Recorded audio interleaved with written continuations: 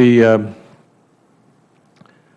Chairman, I think you've testified that you're doing everything the Court's ordered you to do in terms of proceeding toward completing Yucca Mountain, correct?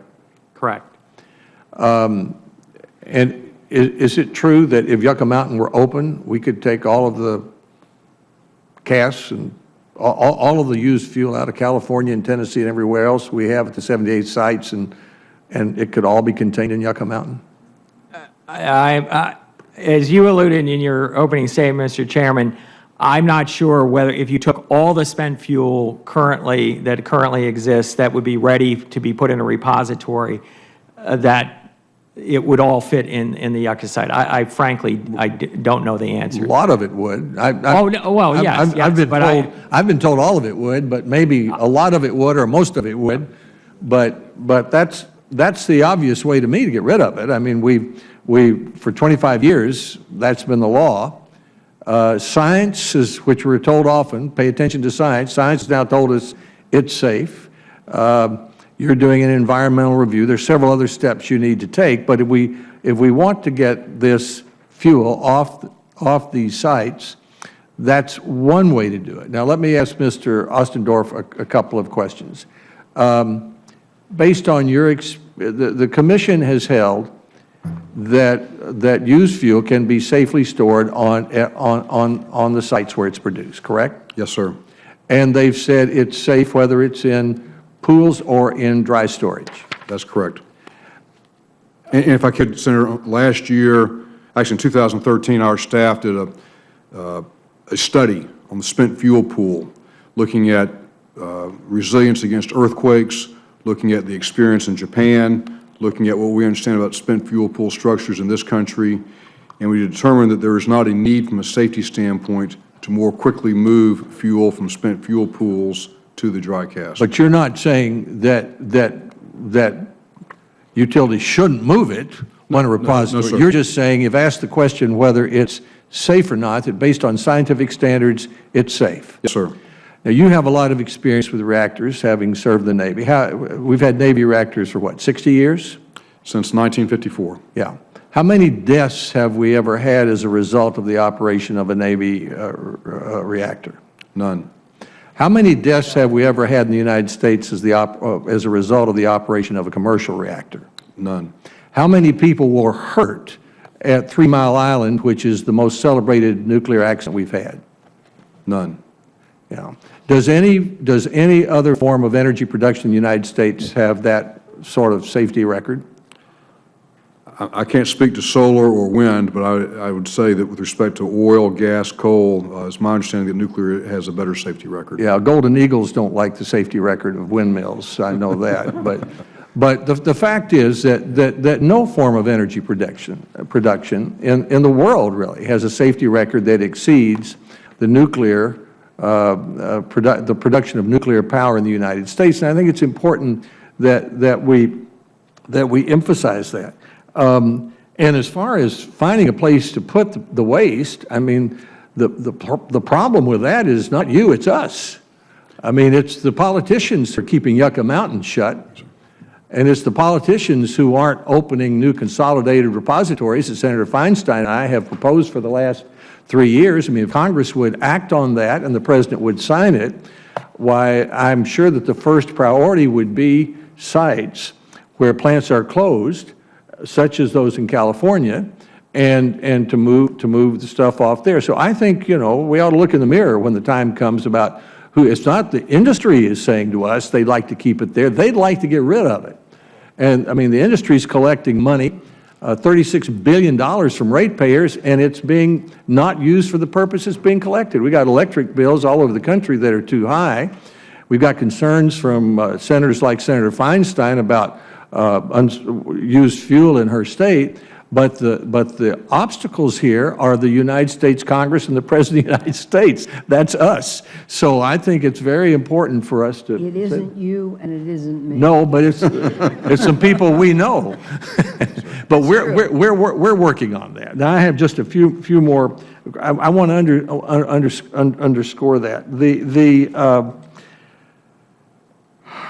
And let me go to Fukushima.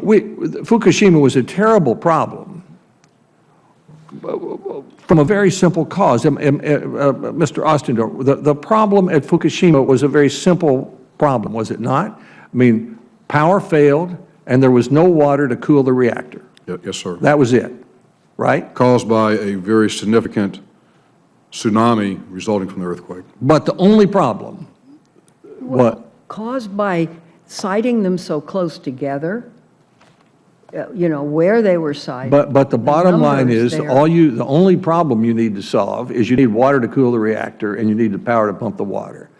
And I was at Watts Bar 2, which is being opened in Tennessee, and they're taking action based upon the rules that you've provided. They've got a variety of ways to have power to pump the water in the event of almost anything. And I don't think there's a terrorist anywhere that could get into that building that they've got that houses those redundant steps. So based on what I've seen so far, at least at that site and what I've reviewed, you're taking steps to learn even from the Fukushima incident. Is that not, I mean, you're focused on trying to make sure that all of our sites, you've got power to pump the water to cool the reactors. Is that correct? Yes, sir. And 3 years ago, and Commissioner Svenke joined me in this when we were working together, because other commissioners have departed, but basically in early 2012, we approved orders to require mitigating strategies to deal exactly with the issues you're talking about. Additional cables to run power, additional pumps, portable diesel generators, portable pumps, other ways of providing makeup water. Just so now that I've wandered back to Tennessee a little bit, what's left to do before the Nuclear Regulatory Commission can approve the operating license in Watts Bar 2? Senator, we expect a report from our staff that would come this spring, April, May timeframe. I think the Tennessee Valley Authority has projected a June fuel load date. We would need to make a decision on the staff's final recommendation with respect to the licensing. But if the staff's final recommendation were positive, could the reactor start and power be generated during 2015? That's possible. That depends on their testing program, their fuel loading and their testing program. Forgive me, Senator, I don't recall exactly what TVA's planning schedule is that, but I think it is in toward the end of 2015. Do you have sufficient resources at the Commission to complete the licensing activities for Watts Bar 2 this year? Yes, we do. I have one last question. I used to be on another committee, which was the Energy and Public Works Committee. That was the last time I saw the whole commission at once. Two of you were there, Commissioner Ostendorf, Commissioner Svenke. It was a very unusual hearing because at the time, collegiality was not a word that was being used at the Nuclear Regulatory Commission. There was an enormous lack of it. Let me ask the two of you, since you've been there for a while, what about collegiality at the Nuclear Commission? We were concerned in the Senate a few years ago that the absence of that was causing operational problems. What's it like today? I would add, Senator, that we had a very challenging hearing before you and your colleagues in December of 2011. I would say that once we had a collegiality issue that was related to, from my personal view, to one individual who's no longer on the commission. When that new individual, when Allison McFarlane came in as chairman in July of 2012, those issues went away, and I'd say since that time period we've had an extraordinarily positive collegial relationship amongst us, and there's not any issues there at all. Commissioner Svenke, what do you think? Well, I would note, much as we've seen a demonstration from the dais today, that there's collegiality of a body and then there's collegiality between individual members. I would say that even in some of the difficult periods on this commission, there has been tremendous one-on-one collegiality, and I think the proof of that is in the fact that the Commission's work and the agency's work, I think, did not suffer, and our important mission was always paramount amongst the Commission. And I think I credit also the agency staff for not being distracted by issues that were occurring at the agency level. At no time did I feel that our mission of protecting public health and safety was in any way compromised, but it is one wonderful to have the colleagues that I have around me today. Thank you. Well, thank you. And Mr. Chairman, I mean, I would say that when the Senate functions, which it occasionally does, it does so because of collegiality such as that exists between the Senator of California and me. It makes life a lot easier for everybody. And your functioning is essentially important to this country. I welcome you as chairman. Your background is in France. Really should provide you with a good perspective of how that country operates nuclear power and lessons we might learn from there. And just as one senator, I want to help create an environment in which you can succeed. I'd like to encourage you to